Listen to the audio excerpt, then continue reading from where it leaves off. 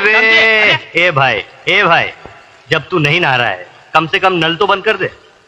ये गवर्नमेंट का पानी, मैं नहाऊं या बहाऊं? तू क्यों बीच में दखल देता है? एक मिनट, ये पानी ना मेरे काम आ रहा है ना तुम्हारे काम आ रहा है। अरे किसी का भी काम आ गए, तू बीच में क्यों होशियारी दिखाता है? क्या काम कर? एक मिनट, क्यों पानी का खून कर रहे हैं हम? पानी गिरता है तो गिरने दे, तेरा बाप तो क्या जाता है? तू अपने काम से जाता है कि नहीं? हाँ? अबे साले, बाप का नाम लेता है? हाँ? चल बैठ नीचे, बैठ नीचे नल के, नहीं तो जमीन में गाड़ दूंगा, समझा? यार विजय, ये तू क्या कर रहा है? अबे गेंडे, आइंदा अगर कभी मैंने देखा कि नल से पानी बह रहा है और तू साबुन लगाकर किसी से शेर शायरी कर रहा है तो तेरी ये चर्बी है ना पिघला कर रख दूंगा, समझा? विजय, पानी जैसी छोटी चीज के लिए इतना गुस्सा? हाँ, ये छोटी सी बात नहीं है मेरे यार। अगर तुझे इस बात की गहराई को समझना है तो चल मेरे साथ मेरे गांव में, मैं तुझे पानी की एक एक बूंद की कीमत समझाता हूँ। अरे जीने के लिए जितना जरूरी खून होता है ना, उतना ही जरूरी पानी होता है। अरे पानी का बंदोबस्त करने तो मैं यहाँ आया था शहर में। काश भगवान ने मुझे इतना गरीब न बनाया होता तो आज ये दिन देखना ना पड़ता। मतलब ये कि काश मैं तेरी मदद कर सकता, लेकिन क्या करूं, मैं तो खुद रोज कुआं खोदता हूं, रोज पानी पीता हूं। अरे यार, तूने तो मुझे सर छुपाने के लिए जगह दी है, लेकिन तू मेरे पैसों की फिक्र मत कर। मैं नौकरी करूंगा, मेहनत मजदूरी करूंगा और मेहनत करके अपने पैसे जमा करूंगा। लेकिन विजय, शहर में नौकरी इतनी आसानी से नहीं मिलती है। अरे ढूंढने से भगवान भी मिल जाता है, तो नौकरी क्या चीज है? हाँ? विजय, तू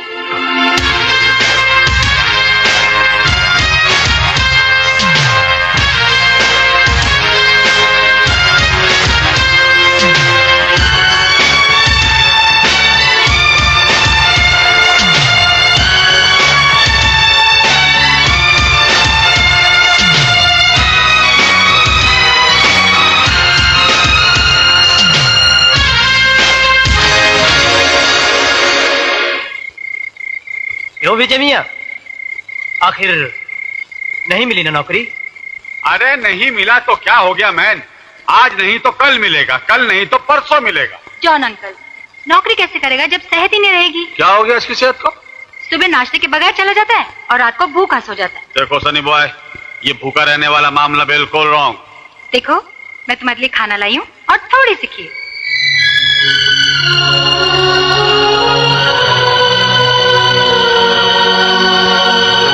ए भाई, ये गरीब लोग का चाली है। घर का खोली खाली है पर दिल का खोली में बहुत जगह है। अमा विजय मियाँ, कहाँ हो तुम 3 दिन से?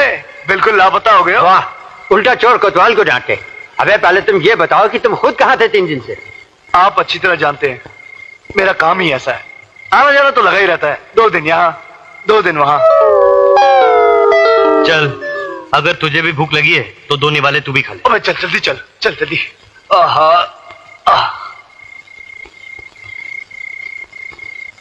इस लड़के का जो खोएला पैसा है ना, वो इतना है कि उतना पैसा जमा करने का हम लोग सोच भी नहीं सकते। इम्पॉसिबल।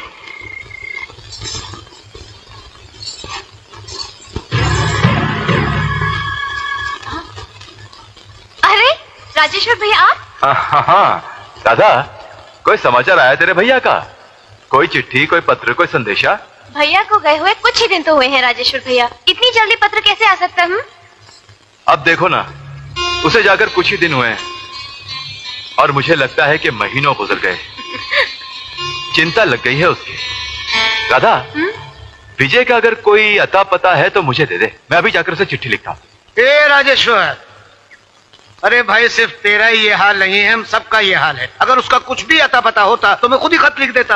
अब तो जब वो शहर से खत लिखेगा तो ही मालूम पड़ेगा वो है कहाँ। हाँ राधा जी, जैसे ही विजय की शहर से कोई चिट्ठी आएगी ना तो सबसे पहले मुझे बताना। हाँ मेरी चिंता दूर हो जाएगी। अच्छा मुझे नमस्ते। दादा बेटी ये बहुत प्यार करता है विजय से। वो सुसरा विजय का तो कोनो पता नहीं चला भैया, मगर एक नई बात का पता चल गवा है। वो कह रहे वो सुसरा विजय की बहन जवान हो गई है। जवानी का ऐसा उभरता तूफान था भैया कि हमरी तो नस नस मा। हे राजेश्वर, अपनी आंख का ढक्कन बंद रख। हाँ, आंख रख सिर्फ गांव की जमीन पर। हाँ, जिस दिन वो जमीन हाथ लग गई, वो नई नई जवानी से गदराई हुई लौंडिया को भी सलटाई देंगे। हाँ, सलटाई देंगे।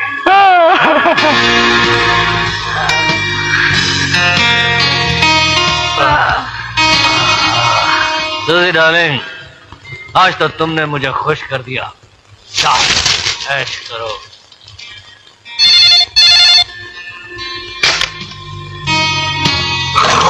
हेलो लंकेश्वर।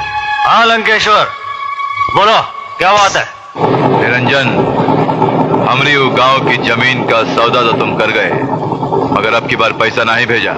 अरे भैया, करोड़पति बाप का बेटा हूं मैं। जब चाहूं बाप की तिजोरी से जितना मर्जी पैसा निकाल लूं। तो फिर डालो अपना बाप का तिजोरी में हाथ निरंजन, और हमरा पैसा भिजवा दो। तुम फिक्र मत करो, तुम्हारी इंस्टॉलमेंट पहुंच जाएगी। ओके?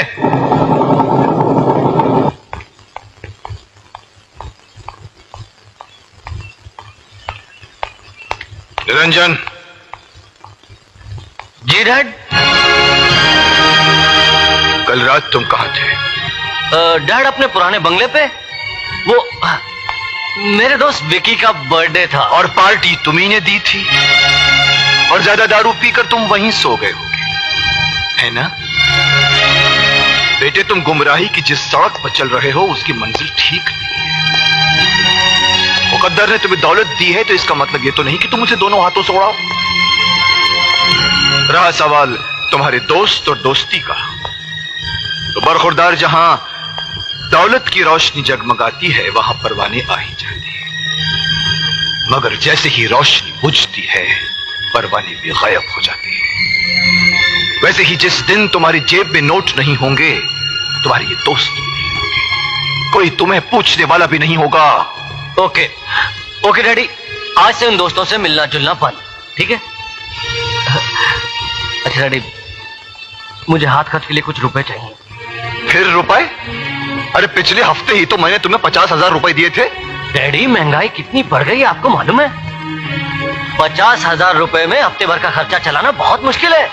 डैडी, वो जज का बेटा खतोड़िया, वो 20-20 हजार रुपए एक दिन में खर्च करता है, और वो राजू मिनिस्टर का बेटा 50-50 हजार रुपए यूं उड़ा देता है। दुनिया भर के बेटे क्या करते हैं ये मुझे नहीं मालूम बेटा, मगर तुम जो कुछ कर रहे हो वो गलत है, गलत है, गलत है। कभी पसीना बहा के 1 रुपया कमा के देखो बरखुरदार, तो जान जाओगे कि दुनिया में पैसा कमाना कितना मुश्किल काम है। डैडी, कभी कभी मुझे लगता है कि आपको औलाद से ज्यादा दौलत प्यारी है। नहीं, बाप की सबसे बड़ी दौलत होती है उसकी औलाद, मगर मैं देख रहा हूं कि मेरी औलाद एक ऐसी दिशा में जा रही है जिसका अंजाम ठीक नहीं है। अपने आप को संभालो बेटे, वरना एक दिन ऐसी गहरी अंधी खाई में जा गिरोगे जहां से मैं तो क्या तुम्हें भगवान भी नहीं बचा पाएगा। अपनी वक्त है, संभालो संभालो अपने आप को। Good morning sir. Good morning. आज मजदूरों की पगार का दिन है। मैं बैंक से 10 लाख रुपए लेकर आया हूँ। ओह यस, आप गिन लीजिए। जिन पर विश्वास होता है वहां रुपए गिनने की जरूरत नहीं पड़ती। आओ चले।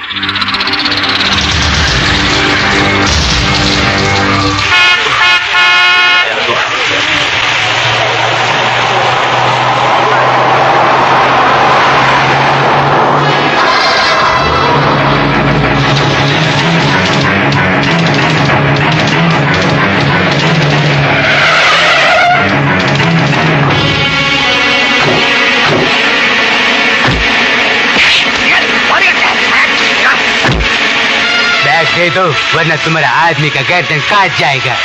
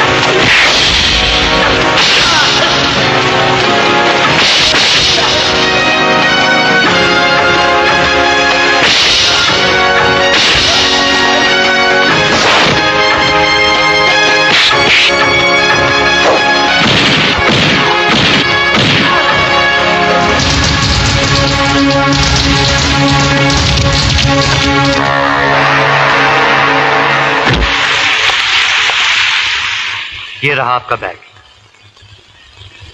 क्या मैं तुम जैसे दिलेर आदमी का नाम जान सकता हूं? साहब, मेरा नाम विजय है। जानते हो, इस बैग में 10 लाख रुपए थे। 10 लाख हो या 10 करोड़, जिसकी अमानत है उसे वापस मिलनी चाहिए। ये मेरा धर्म है साहब। मुझे तुम जैसे ईमानदार आदमी की तलाश भी थी और जरूरत भी। इसलिए तुम जहां भी काम करते हो, कल से वहां काम नहीं करोगे। वहां तुम्हें जितनी भी तनख्वाह मिलती है, मैं उससे दुगनी तनख्वाह तुम्हें दूंगा। कल से तुम मेरे लिए काम करोगे। साहब, असल बात यह है कि मैं भी नौकरी की तलाश में हूं। ये रहा मेरा कार्ड। कल सुबह 10 बजे फैक्ट्री में आ जाना। साहब, मैं समझ लूं कि नौकरी मिल गई?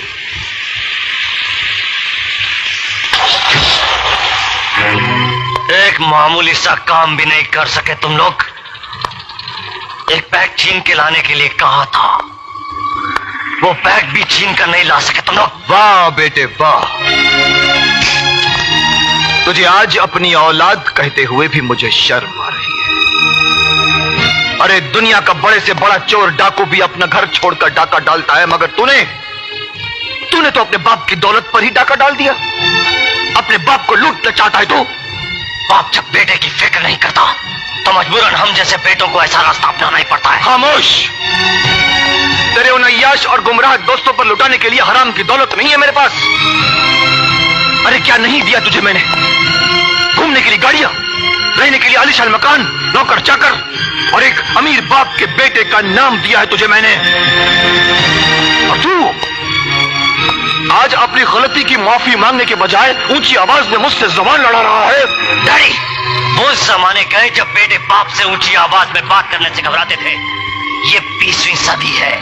हर आदमी अपनी मर्जी से जीता है। अपनी मर्जी से जीना चाहता है तू? अपनी मर्जी से तो जा, जी कर दिखा मुझे। अपनी मेहनत और पसीने की कमाई से 2 वक्त की रोटी कमा कर दिखा मुझे, तब मुझसे। मुझे कमाने की जरूरत नहीं है। आपकी दौलत पर मेरा भी हिस्सा है। आपके रुपयों पर मेरा भी हक है। कानूनी तौर पर आपकी एक एक पाई का मैं भी हकदार हूं। अपने बाप पर हमला करवाकर जो बेटा 10 लाख रुपए लूटने के लिए इंसानियत को भूल सकता है, खून के रिश्तों को भूल सकता है, ऐसे नालायक बेटे का अपने बाप की दौलत पर कोई हक नहीं होता। कोई हक नहीं होता।